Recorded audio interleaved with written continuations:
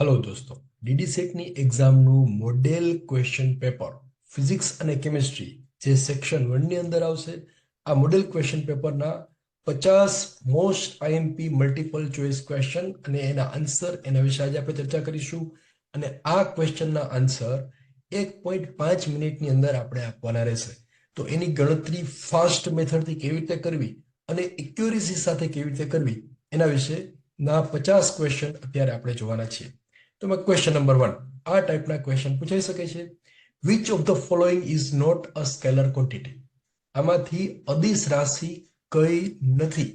જો ઉલટું પૂછેલું છે, કઈ રાશિ અદિશ નથી, એટલે કે આમાંથી 3 અદિશ હશે, બાકીની એક સદિશ હશે. તો એની અંદર જે ઓપ્શન આપેલા છે, ટેમ્પરેચર, માસ, ડિસ્ટન્સ, ફોર્સ, તાપમાન, દળ, અંતર, બળ, એનો આન્સર આપણને બધાને આવડે છે. પણ એક્ઝામની અંદર આમાંથી કોઈ પણ પૂછાઈ શકે છે. જો અહીંયા સદિશ અને અદિશ બેનું લિસ્ટ આપેલું છે. દાખલા તરીકે સદિશ છે એની અંદર displacement, velocity, force, acceleration, momentum, impulse and so and so. અને અદિશ રાશિની અંદર અંતર, ઝડપ, વિદ્યુત સ્થિતિમાન, ઉર્જા, ચાર્જ, આ બધા ઓપ્શન આવશે.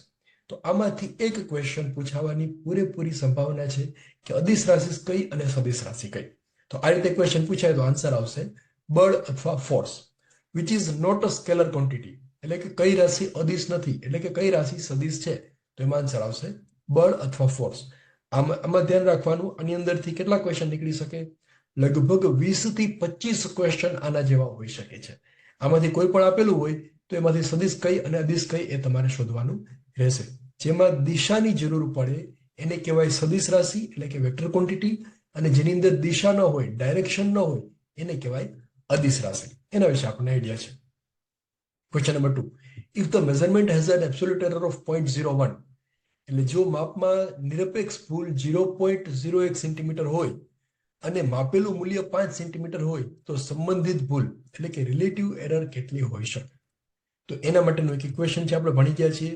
અહીંયા ડેલ્ટા એન બરાબર આપેલું છે 0.01, એટલે કે એબ્સોલ્યુટ એરર 0.01 છે. એન્ડ મેઝરમેન્ટ એન બાર એ આપેલું છે 5 સેન્ટીમીટર. તો રિલેટિવ એરર બરાબર શું આવે? સાપેક્ષ ત્રુટિ બરાબર delta N absolute error divided by measurement. આ ઇક્વેશન યાદ રાખવાનું, આના ઉપરથી ક્વેશ્ચન પૂછાઈ શકે છે. તો અહીંયા ડેલ્ટા એન આપેલું છે 0.01, એન આપેલું છે 5, એટલે ડેલ્ટા એન એટલે સાપેક્ષ ત્રુટિ એટલે કે રિલેટિવ એરર આવશે 0.002. મિત્રો, આમાંથી બીજી કઈ રીતે ક્વેશ્ચન પૂછાઈ શકે? આ એક સિમ્પલ મેથડ છે. કદાચ એવું બને કે અહીંયા રિલેટિવ એરર છે ફાઇન્ડ કરવાની છે, એના બદલે રિલેટિવ એરર આપેલી હોય અને એબ્સોલ્યુટ એરર ફાઇન્ડ કરવાની હોય, એવું પણ બની શકે. અથવા રિલેટિવ એરર અને એબ્સોલ્યુટ એરર આપેલી હોય અને મેઝર્ડ વેલ્યુ ફાઇન્ડ કરવાની હોય. ટૂંકમાં આ ઇક્વેશન તમારે યાદ રાખવાનું, સાપેક્ષ ત્રુટિ બરાબર absolute error divided by measurement. આ ત્રણનું રિલેશન યાદ રાખશો તો ગમે તેટલું ટ્વિસ્ટ કરીને પૂછાશે તો પણ એનો આન્સર લાગતા આપણને આવડશે. ક્વેશ્ચન નંબર 3, જો કોઈ વસ્તુની લંબાઈ ઓછામાં ઓછી 0.07 સેન્ટીમીટરની ગણતરી સાથે વર્નિયર કેલિપરનો ઉપયોગ કરીને માપવામાં આવે તો તે માપનની ચોકસાઈ શું છે? What is the precision of this measurement? તો મિત્રો, આ ક્વેશ્ચન વાંચવામાં સમય જાય છે, બાકી એનો આન્સર છે એ ફટાફટ આવડી જશે. શું કામ? કારણ કે માપનની ચોકસાઈ એટલે શું? એને કહેવાય લીસ્ટ કાઉન્ટ, લઘુત્તમ માપ શક્તિ. તો અહીંયા લઘુત્તમ માપ શક્તિ આપેલી છે 0.01 centimetre. That is least count, that is given as 0.01 centimetre. પણ ઓપ્શનની અંદર 0.01 સેન્ટીમીટર આપેલું નથી. તો સેન્ટીમીટરને મિલીમીટરમાં કન્વર્ટ કરો તો સેન્ટીમીટર બરાબર કેટલા થાય? 1 સેન્ટીમીટર છે તે મિલીમીટર લખવું હોય તો 10 મિલીમીટર લખવા પડે. 1 centimetre is equal two 10 millimetre. તો અહીંયા સેન્ટીમીટર છે એના બદલે 10 લખો એટલે 0.01 ઇન્ટુ 10 એટલે 0.1 મિલીમીટર. તો અહીંયા 0.1 મિલીમીટર એટલે કે B is the right answer. Right? તો આની અંદરથી પણ ટ્વિસ્ટ કરીને પૂછાઈ શકે છે. શબ્દો થોડા આડાવડા હોય તો ફટાફટ આવી રીતે ગણતરી કરવાની. Question number 4, the screw gauge has a pitch of 0.5 millimeter and 100 divisions on the circular scale. એક સ્ક્રૂ ગેજ છે એની પીચ આપેલી છે 0.5 મિલીમીટર અને એના ઉપર નંબર ઓફ ડિવિઝન સર્ક્યુલર જે સ્કેલ છે એના ઉપર 100 કાપા કરેલા છે. તો આ તો આખા ગામને આવડે છે. પીચના છેદમાં નંબર ઓફ ડિવિઝન એટલે કે લિસ્ટ કાઉન્ટ થાય, એટલે કે 0.5 મિલીમીટર ના છેદમાં 100 એટલે કે 0.005 millimetre is the right answer. હવે આ સિમ્પલ એક્ઝામ્પલ છે, આને ટ્વિસ્ટ કરીને કેવી રીતે પૂછાઈ શકે?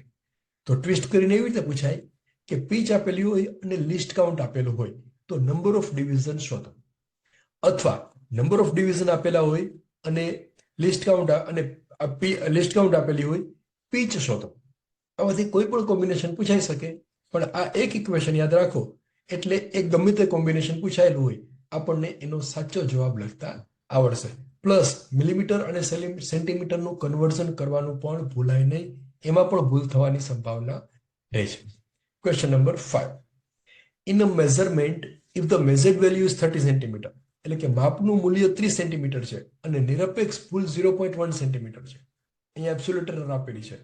What is the range of possible values, એટલે કે 0.1 સેન્ટીમીટર જેટલી ભૂલ હોય તો સંભવિત રેન્જ કેટલી છે, સંભવિત મૂલ્યો કેટલા કેટલા હોઈ શકે? તો 0.1 પ્લસ પણ હોઈ શકે, 0.1 માઇનસ પણ હોઈ શકે. સો 30 પ્લસ 0.1 એટલે 30.1 and 30 minus 0.1 એટલે 29.9 સેન્ટીમીટર. તો આન્સર આવશે એ, this to this, રાઈટ? તો આ રીતે ક્વેશ્ચન પૂછાય. એની અંદર ટ્વિસ્ટ ક્યાં હોઈ શકે? આ ડાયમેન્શન બદલાઈ જાય, 30 ના બદલે 60 હોય, નિરપેક્ષ ભૂલ 0.1 છે એના બદલે 0.2 હોય, અથવા સાપેક્ષ ભૂલ આપેલી હોય તો એને કન્વર્ટ કરી આવે તમારે ગણતરી છે એ કરવાની. Question number 6. If the measurement is 5 metre with the precision of 0.01 metre, એટલે કે જો એક પદાર્થનું માપ 0.01 મીટરની ચોકસાઈ સાથે 5 મિલીમીટર છે તો માપનમાં કેટલા સાર્થક અંક હશે, સિગ્નિફિકન્ટ ફિગર્સ કેટલા હશે? તો જો ચોકસાઈ આપેલી છે 0.01 એટલે ડાયમેન્શન કેટલું હોય? 5 મીટર વધતા 0.01 મીટર, એટલે કે 5.01 મીટર, રાઈટ? તો એની અંદર સાર્થક અંક કેટલા છે? ઓબ્વિયસલી 3 છે, 5, 0 અને 1. સો 3 is the right answer. Question number 7. The force that acts on an object moving in a circular path is directed outward from the center. એટલે કે વર્તુળાકાર માર્ગ પર ગતિ કરતા પદાર્થ પર કેન્દ્રથી બહારની તરફ લાગતું હોય એ બળ એને શું કહેવાય? કેન્દ્રથી બહારની તરફ એટલે કેન્દ્ર ત્યાગી બળ, એટલે કે સેન્ટ્રીફ્યુગલ ફોર્સ કહેવાય. આનો એક ક્વેશ્ચન પૂછાવાની પૂરેપૂરી સંભાવના છે. સેન્ટ્રીફ્યુગલ ફોર્સ પૂછાય અથવા સેન્ટ્રીપેટલ ફોર્સ પૂછાય. કેન્દ્ર ત્યાગી અથવા કેન્દ્ર ગામી જે પૂછાય એ તમારે એમાંથી ઓપ્શન ટીક કરવાના. જો કેન્દ્રથી બહારની તરફ લાગતું હોય તો એને કહેવાય કેન્દ્ર ત્યાગી બળ, અને કેન્દ્રની તરફ લાગતું હોય તો એને કહેવાય કેન્દ્રગામી, એટલે કે સેન્ટ્રીપેટલ ફોર્સ. આ બેમાંથી એક જ આવશે, બાકીના સી અને ડી ઓપ્શન છે એના વિશે ચર્ચા કરવાની આવશ્યકતા નથી. Question number 8. The equation of kinetic energy is, kinetic energy એટલે કે ગતિ ઉર્જા માટેનું સમીકરણ આ તો આખા ગામને આવડે છે.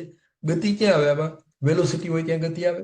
તો વેલોસિટી ક્યાં છે? પહેલા ઓપ્શનમાં છે 1/2 mv², એટલે એમ ઇક્વેશન થઈ ગયું. આની અંદર ટ્વિસ્ટ ક્યાં આવે કે બાકીના બધા પણ પૂછાય, કે પ્રેશર એનર્જી અથવા potential energy.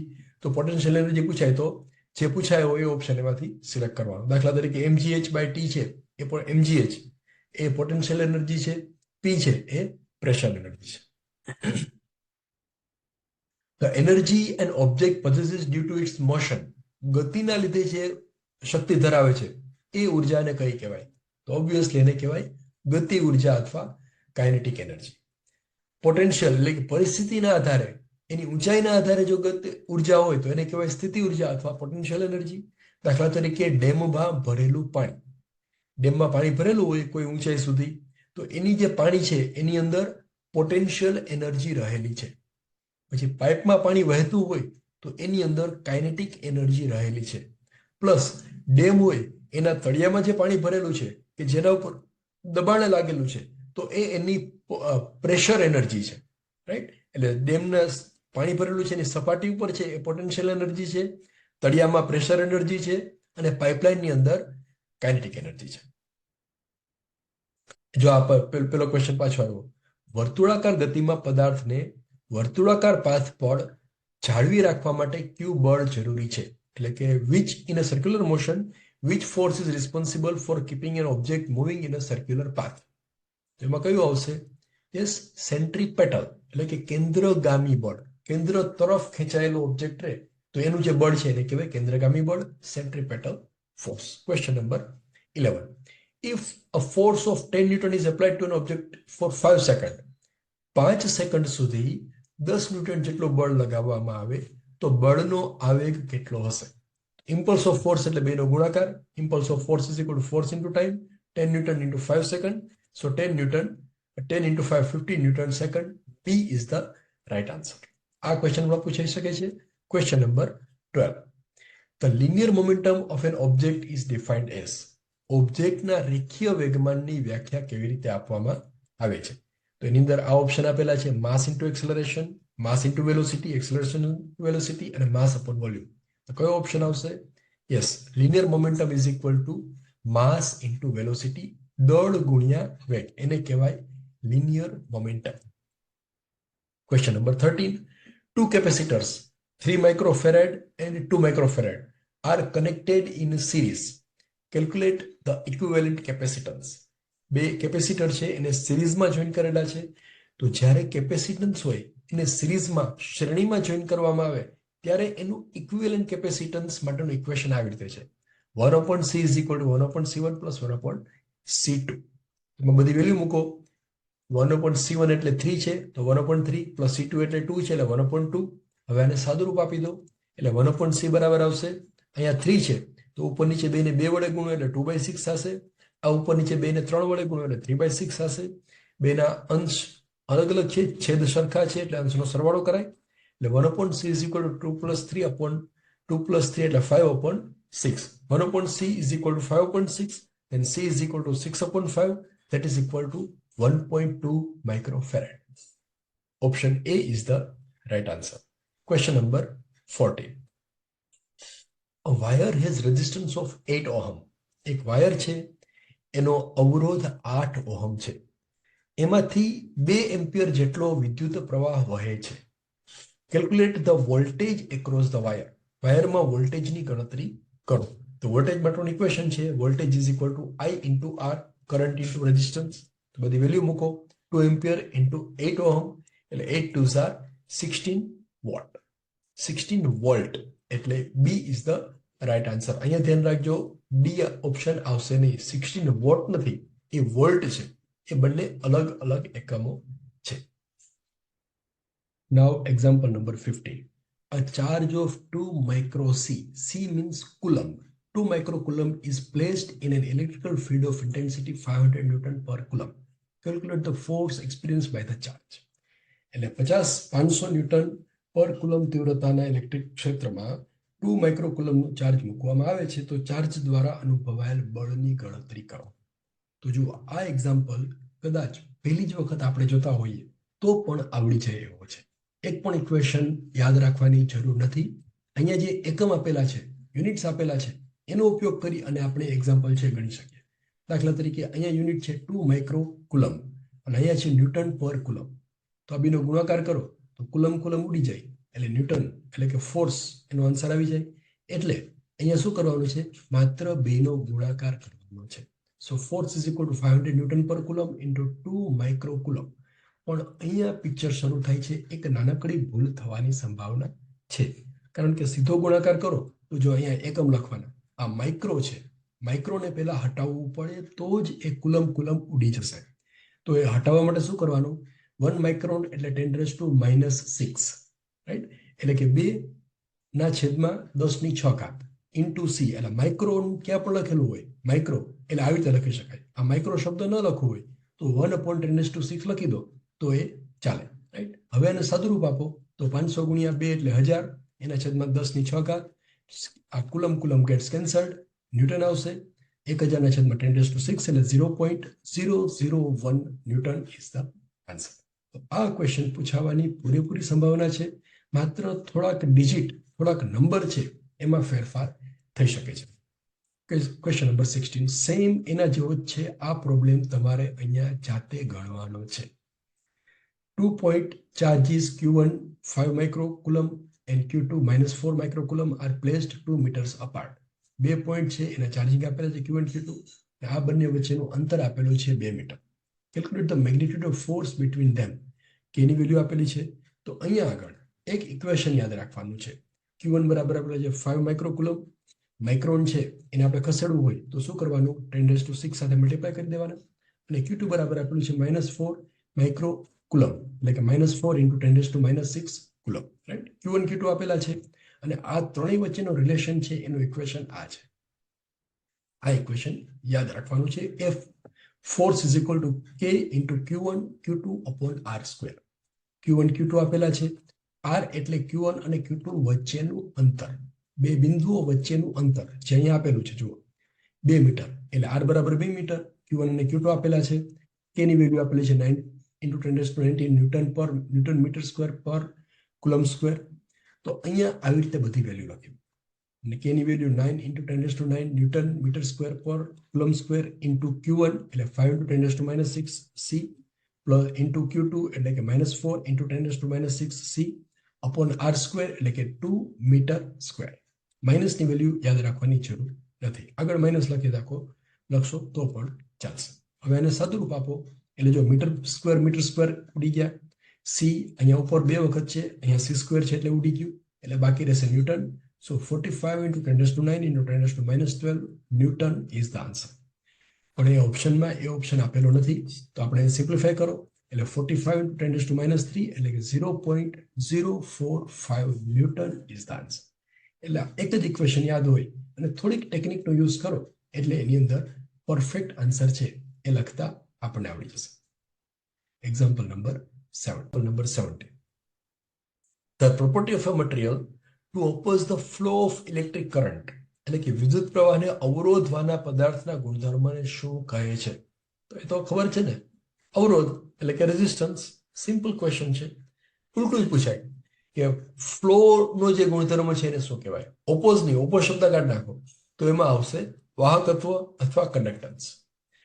The reciprocal of resistance is, જો આવ્યું ને, હમણાં આપણે ચર્ચા કરી હતી કે અવરોધનો વ્યસ્ત શું છે? અવરોધનો વ્યસ્ત આવશે કન્ડક્ટન્સ, વાહકત્વ. રાઈટ? રેઝિસ્ટન્સનું ઉલટું એટલે conductance. 19. Which of the following is a mode of heat transfer that does not require a medium? એમાં મીડિયમની કોઈ જરૂર નથી એવો કયો હીટ ટ્રાન્સફરનું માધ્યમ છે? કન્ડક્શન, કન્વેક્શન, રેડિયેશન અથવા એક્સપાન્શન. તો જુઓ અહીંયા આન્સર આવશે માધ્યમની જરૂર નથી એટલે રેડિયેશન. અહીંયા એક થંબ રૂલ યાદ રાખવાનો, જો સોલિડમાંથી હીટ પાસ થતી હોય તો એટલે ઘન પદાર્થમાંથી, તો એને કહેવાય કન્ડક્શન. પ્રવાહી અથવા વાયુમાંથી હીટ પસાર થતી હોય તો એને કહેવાય કન્વેક્શન. અને ઘન, પ્રવાહી અને વાયુ એકેયની જરૂર ન પડે, ડાયરેક્ટ સ્પેસમાં જો હીટ ટ્રાન્સફર થતી હોય તો એને કહેવાય રેડિયેશન. રાઈટ? સોલિડ હોય તો કન્ડક્શન, લિક્વિડ અથવા ગેસ હોય તો કન્વેક્શન, અને નો મીડિયમ, કોઈ માધ્યમ નથી તો રેડિયેશન. એટલે આની અંદર બીજો ટ્વિસ્ટ કરીને કેવી રીતે ક્વેશ્ચન પૂછાય? હીટ ટ્રાન્સફર પાણીમાં થાય છે અથવા પાણીના લીધે થાય છે અથવા હવાના લીધે હીટ ટ્રાન્સફર થાય છે, તો એનું મીડિયમ કયું હશે? તો એ કઈ ટાઈપની હીટ ટ્રાન્સફર હશે? તો એમાં આવશે કન્વેક્શન. લોખંડના સળિયામાં શું આવશે? કન્ડક્શન. રાઈટ? એટલે ત્રણેય માધ્યમ અલગ અલગ છે, તો એના પ્રમાણે આન્સર છે એ લખવાનો રહેશે. Question number 20. The transfer of heat through bulk movement of fluid. આવી ગયું ને, ફ્લુઇડ એટલે શું થયું? પ્રવાહી અથવા વાયુ. તો એમાં કયું આવે? યસ, કન્વેક્શન, ઉષ્માનયન. એટલે ફ્લુઇડ હોય એટલે પ્રવાહી અથવા વાયુ હોય તો ઉષ્માનયન, ઘન હોય તો કન્ડક્શન એટલે કે ઉષ્માવહન, અને ઘન અથવા પ્રવાહી વાયુ કંઈ પણ ન હોય, વેક્યુમ હોય તો અથવા માધ્યમની જરૂર જ નથી તો એની અંદર આવશે radiation. Which temperature scale is an absolute temperature scale? કયો તાપમાન સ્કેલ એ નિરપેક્ષ તાપમાન સ્કેલ છે? કયું આવશે? સેલ્સિયસ, ફેરનહાઇટ, રેન્કિન અને કેલ્વિન. તો ઓબ્વિયસલી એ કેલ્વિન. કેલ્વિન જે છે એ નિરપેક્ષ તાપમાન સ્કેલ છે, બાકીના બધા સાપેક્ષ એટલે કે રિલેટિવ ટેમ્પરેચર સ્કેલ છે. બાકીના બધા એટલે બીજું ને પહેલું. Specific heat is the heat capacity પર યુનિટ ડેશ. સ્પેસિફિક હીટ એટલે ગરમીની ક્ષમતા પ્રતિ. તો અહીંયા શું આવશે? સ્પેસિફિક હીટ કેપેસિટીનો યુનિટ શું છે? કિલોજુલ્સ પર કિલોગ્રામ કેલ્વિન. આ છે ને, કિલોજુલ્સ પર કિલોગ્રામ કેલ્વિન. તો હીટ કેપેસિટીનો યુનિટ છે કિલોજુલ્સ પર કેલ્વિન. આ હીટ કેપેસિટીનો યુનિટ છે, તો અહીંયા આન્સર શું આવશે? યસ, માસ અથવા તો દળ. B is the right answer. કારણ કે હીટ કેપેસિટીનો યુનિટ છે કિલોજુલ્સ પર કેલ્વિન અને specific heat is the heat capacity પર યુનિટ માસ, એટલે આન્સર આવશે કિલોગ્રામ ઓર દળ. I hope this is clear to you. આની અંદરથી પણ આ એક ઇક્વેશન તમે યાદ રાખો તો એમાંથી પણ ટ્વિસ્ટ કરીને ઘણી બધી રીતે ક્વેશ્ચન પૂછાઈ શકે. તો આ રીતે તમે એનો આન્સર છે એ આપી શકશો. Question number 23. મિત્રો 50 ક્વેશ્ચન આપણે કરવાના છે. આ બધા જ મોડેલ ક્વેશ્ચન પેપરના ક્વેશ્ચન છે. તો એ તો એટલીસ્ટ આપણને આવડવા જોઈએ. એની અંદર આખો સિલેબસ છે એ કવર થઈ જશે. Linear thermal expansion is most applicable to dash. Linear thermal expansion શાના ઉપર સૌથી વધારે લાગુ પડે છે? તો ઓબ્વિયસલી એ આવશે સોલિડ. ઘન પદાર્થ ઉપર લિનિયર થર્મલ એક્સપાન્શન થાય. ઘન પદાર્થને ગરમ કરો તો કોઈ એક લાઇનમાં ગરમ થાય છે, એમ લિનિયર થર્મલ એક્સપાન્શન થાય. જ્યારે ગેસ લિક્વિડ હોય તો ગમે તે બાજુ બધી બાજુએ એક સરખું જ એક્સપાન્શન થાય. જ્યારે સોલિડ માટે એવું હોતું નથી. એનું થર્મલ એક્સપાન્શન લંબાઈમાં વધારે હોય છે.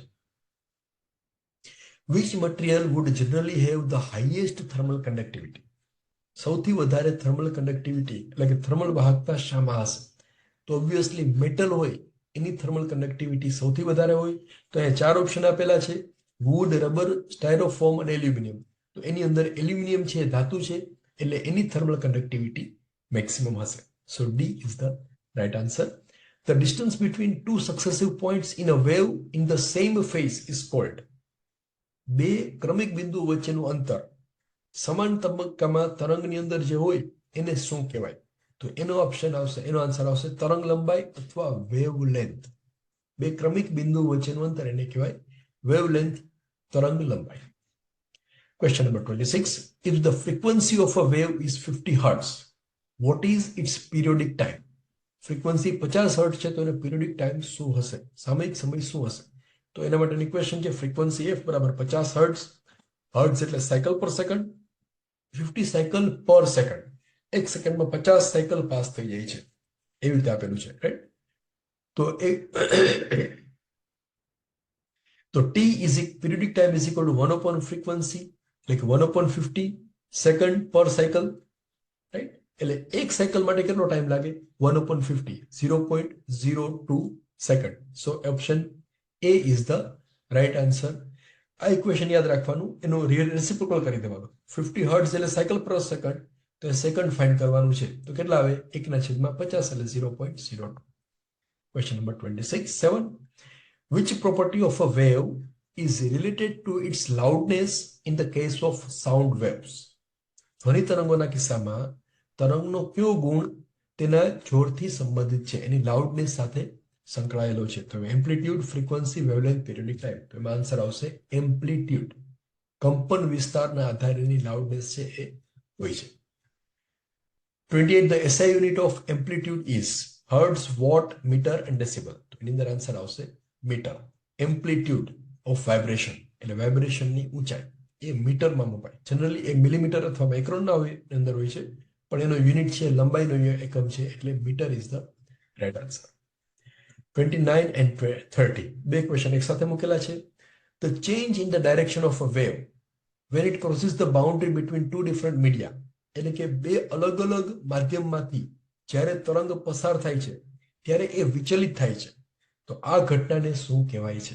તો એને કહેવાય વક્રીભવન અથવા રિફ્રેક્શન, રાઈટ? હવામાંથી પાણીમાં અથવા પાણીમાંથી હવામાં જ્યારે પ્રકાશનું કિરણ આગળ વધે છે, માધ્યમ બદલાય છે, ત્યારે થોડુંક ત્રાંસું થઈ જાય છે. તો એને કહેવાય વક્રીભવન, વાંકું થવું. તો એનો ઇંગ્લિશમાં કહેવાય રિફ્રેક્શન. એકોર્ડિંગ ટુ સ્નેલ્સ લો, સ્નેલના નિયમ અનુસાર the angle of incidence is related to the angle of refraction by this. હવે સ્નેલના નિયમ પ્રમાણે આ બેમાંથી કયો, આ 4 ઓપ્શન આપેલા છે એમાંથી કયો સાચું છે?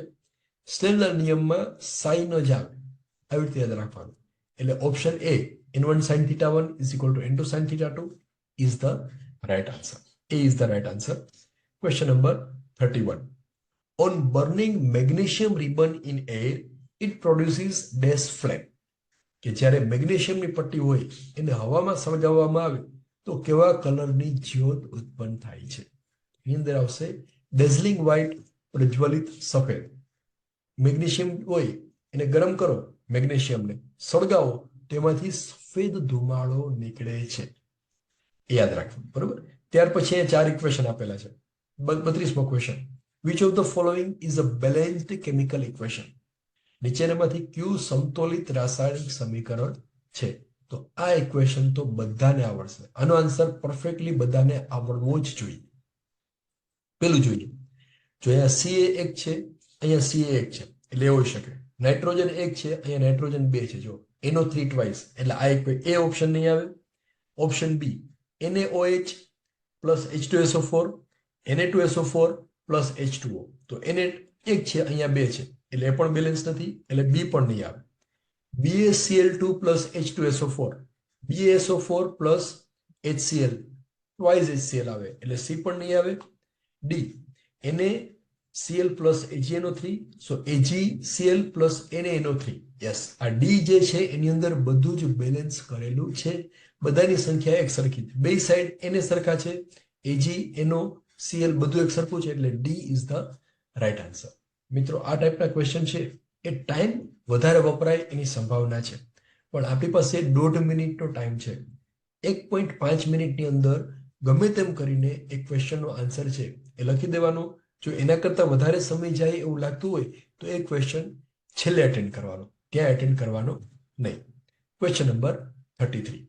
Which one of the following process involves chemical reaction? A 4 process આપેલી છે, એમાંથી રાસાયણિક પ્રક્રિયા સાથે સંકળાયેલી હોય એવી પ્રોસેસ કઈ છે? પેલું, ગેસ સિલિન્ડરમાં ઊંચા દબાણે ઓક્સિજન વાયુનો સંગ્રહ કરવો, હવાનું પ્રવાહીકરણ કરવું, ખુલ્લામાં ચાઇના ડીશમાં પેટ્રોલને મૂકવું, કે ઊંચા તાપમાને હવાની હાજરીમાં તાંબાના તારને ગરમ કરવું. તો જો પેલી ABC છે એ બધી મિકેનિકલ પ્રોસેસ છે અથવા સિમ્પલ છે, એમાં કોઈ કેમિકલ પ્રોસેસ થતી નથી. ડી જે છે એની અંદર કેમિકલ પ્રોસેસ થાય છે, કારણ કે કોપરનો વાયર છે એને હવામાં ગરમ કરો તો એની અંદર એક કેમિકલ પ્રોસેસ થશે. So D is the right answer. Question number 34. The chemical formula of hydrochloric acid is. Hydrochloric એસિડની કેમિકલ ફોર્મ્યુલા કઈ છે? તો એ આવશે HCl, હાઇડ્રોક્લોરિક એસિડ. એ પણ બધાને આવડશે. Question number 35. Which of the following is an example of weak acid? આમાંથી નબળું એસિડ કયું છે? આ તો યાદ રાખવાનું. એસિટિક એસિડ જે છે સૌથી વધારે વીક એસિડ છે, right? Weakest is one of the weakest acid is acetic acid, right? એ યાદ રાખવાનું છે, એમાં કઈ ડિટેલ નથી. Which gas is produced by the reaction of acid with metal? ધાતુ સાથે એસિડની પ્રતિક્રિયા કરવાથી કયો વાયુ ઉત્પન્ન થાય છે? હાઇડ્રોજન, ઓક્સિજન, કાર્બન ડાયોક્સાઇડ અથવા નાઇટ્રોજન? તો એની અંદર આન્સર આવશે હાઇડ્રોજન. એસિડ અને મેટલનું રિએક્શન કરો એટલે હાઇડ્રોજન વાયુ ઉત્પન્ન થાય, કારણ કે એસિડની અંદર હાઇડ્રોજન હોય જ છે. HCl. Now question number 38. Which of the following oxides of iron would obtain on the prolonged reaction of iron with the steam? એટલે વરાળ અને લોખંડની લાંબી પ્રક્રિયાના લીધે કયો આયન ઓક્સાઇડ મેળવવામાં આવશે અથવા મળશે? તો એની અંદર આન્સર આવશે Fe3O4. પાણી અને વરાળ એટલે કે પાણી અને ઓક્સાઇડ એનું એક રિએક્શન થાય એટલે Fe પ્લસ H2SO4 એટલે Fe3O4 પ્લસ H2O એની અંદરથી નીકળશે. ત્યાર પછી આવશે which of the following is the correct property of ionic compounds? Ionic સંયોજનો માટે કયો ગુણધર્મ સાચો છે? તો જે આયોનિક કમ્પાઉન્ડ હોય એના માટે બધું હાઈ હોય. Melting point and boiling point both are high. C is the right answer. High melting point and high boiling point એટલે ઉચ્ચ ગલન અને ઉચ્ચ ઉત્કલન બિંદુ. એ હા, કોપર, મર્ક્યુરી, ટીન અને lead. B is the right answer. કદાચ સી પણ હોય, ડી પણ હોય, જે ઓપ્શનમાં આવતું હોય એ તમારે ટીક કરવાનું. અહીંયા આવશે પહેલા કોપર આવશે, સૌથી વધારે રિએક્ટિવ કોપર હોય, એના પછી બાકીના બધા આવશે, રાઈટ? એટલે પેલું જે કોપર પહેલામાં આવતું હોય એ ઓપ્શન છે એ ટીક કરવાનું. Question number 41. What is the full form of CPU? તો આ તો આખા ગામને આવડે. CPU means central processing unit. Option C is the right answer. Question number 42. What is the smallest unit of information? નાનામાં નાનો એકમ છે બીટ. 8 બીટ એટલે 1 બાઇટ થાય. પછી મેગાબાઇટ તો આપણને બધાને ખબર છે, MB અને GB, 10⁶, 10⁹ and so on. What is the default extension of a Microsoft Excel file? Microsoft Excel ફાઇલમાં ડિફોલ્ટ એક્સટેન્શન હોય છે XLSX. આ યાદ રાખવાનું છે, અથવા આપણે યુઝ કરતા હોઈએ ત્યારે ફાઇલ સેવ એઝ કરો તો એનું એક્સટેન્શન XLSX હશે. Question number 46. મિત્રો 50 ક્વેશ્ચન કરવાના છે. Which one of the following is an aquatic ecosystem? જળચર ઇકોસિસ્ટમ કઈ છે? એની અંદર આવશે વેટલેન્ડ. ડેઝર્ટ એટલે રણ, રણમાં કઈ પાણીની સિસ્ટમ હોય નહીં. માઉન્ટેનમાં પણ અલગથી એ ઇકોસિસ્ટમ નો કહેવાય.